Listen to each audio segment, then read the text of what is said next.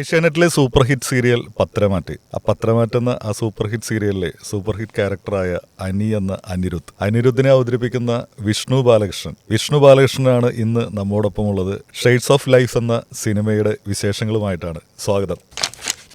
പത്രമാറ്റെന്ന സീരിയലിലെ താങ്കളുടെ കഥാപാത്രം അത്രയ്ക്കും സുപരിചിതമാണ്. അനി എന്ന് പറഞ്ഞു കഴിഞ്ഞാൽ എല്ലാവർക്കും അറിയാം. അനിയുടെ തിരക്കുകൾക്കിടയിൽ, സീരിയലിന്റെ തിരക്കുകൾക്കിടയിൽ എങ്ങനെയാണ് ഷെയ്ഡ്സ് ഓഫ് ലൈഫ് എന്ന ആ ഒരു സിനിമ, ഒരു ആന്തോളജി മൂവിയാണ്, വളരെ വ്യത്യസ്തമായൊരു പ്രമേയമാണ്. അതില് അഭിനയിക്കാൻ ഒരു ചെറിയ വേഷത്തിലൊക്കെ വന്നു പോകുന്നുണ്ട്, ഒരു മിന്നായം പോലെയൊക്കെ വന്നു പോകുന്നുണ്ട്. പക്ഷേ അതിൻ്റെ ഒരു നിർമ്മാതാവാകുക, ഒപ്പമുള്ള കൂട്ടുകാരുടെ ഒരു സൗഹൃദത്തിനോട് ഒപ്പം ചേർന്ന് നിൽക്കുക, അങ്ങനെ ഒരു തോട്ടിലേക്ക് എങ്ങനെയാണ് എത്തിയത്? സിനിമ തന്നെയാണ് അതിൻ്റെ ഏറ്റവും വലിയൊരു റീസൺ എന്ന് പറയുന്നത്. അതിനോടുള്ള ഒരു ഇഷ്ടം, ആ ഒരു പാഷൻ. നമ്മൾ ഷോർട്ട് ഫിലിംസും ആൽബം ഒക്കെ ചെയ്തുകൊണ്ടിരിക്കുമ്പോഴും നമ്മുടെ മൈൻഡിൽ എപ്പോഴും ഒരു ഫിലിമിലേക്ക് ഫോക്കസ് ചെയ്യുക, അല്ലെങ്കിൽ ഒരു വലിയൊരു ഫിലിം ക്രൂവിലേക്ക് നമ്മൾ എത്തിപ്പെടുക എന്ന് പറയുന്നത് ഭയങ്കര ബുദ്ധിമുട്ടുള്ള കാര്യമാണെന്നുള്ളത് ഞാൻ കുറച്ച് മുന്നേ മനസ്സിലാക്കി.